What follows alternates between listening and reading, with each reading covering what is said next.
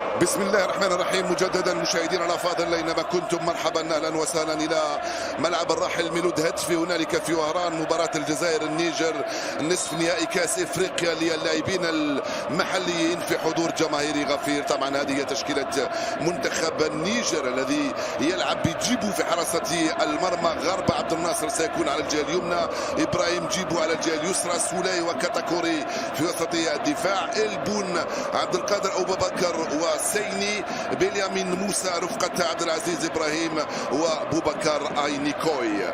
طبعا لما تسمعوا اسماء مثل هذه يجب ان نذكركم بان النيجر غالبيتهم طبعا مسلمين. هي جمهوريه واحده من جارات الجزائر، طبعا عاصمتها نيامي تقع في قلب الصحراء الكبرى. يعتبر الدين الاسلامي فيها هو الديانه الاكثر في المنتخب الجزائري بلباسه الابيض طبعا على يسار الشاشه. والنيجر محيوس مزيان يرفع الكره خطيره راسيه، والحارس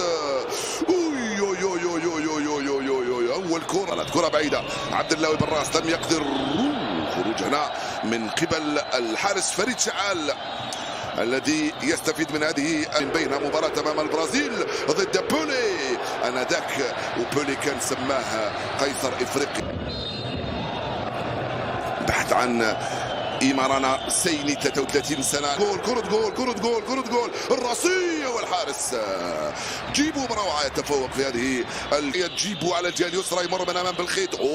رايح بالخيط أمام إبراهيم. جيبو تفوق عليه هنا محتفظ بالكرة. دراوي مازال محاصر، والكرة تروح في التماس لزكريا ولعناصر المنتخب إلى النادي الأهلي. كرة بعيدة، قلت احمد قندوسي على الجهه اليسرى، الانطلاقه والتوغل من عبد القادر ابو بكر والتغطيه. تخلع في التوزيعه الارضيه الخطيره. دراوي ثم ميريزيك يسترجعها محيوس يا مزيان، تسلل يا مزيان محيوس دياز ولد وعاش فيها اشهر الفنانين الجزائريين مثل تنفذ الركنيه. جول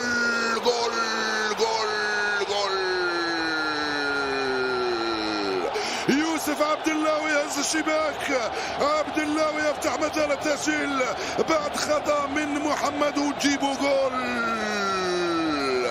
جيبو لم يتمكن منها. ايوب عبد الله يفتتحها وسجل الهدف الاول ويهتز ملعب جازا كداد، والتوزيع الارضيه خطيره تسديده يا دراوي.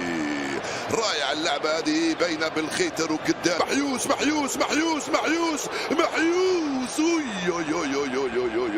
فاتوا الكره، سيني والروعه في اخراج الكره. هذه كره بعيده وخطيره بالخيتر.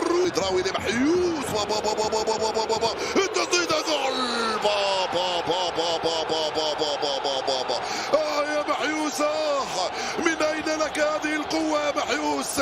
هدف ثاني في منتهى الروعه. كره دراوي لمحيوس، كره محيوس في الشباك وجول. هدفان مقابل 0. رابع اهداف ايمن محيوس في هذه البطوله. هداف خطيره والعوافي.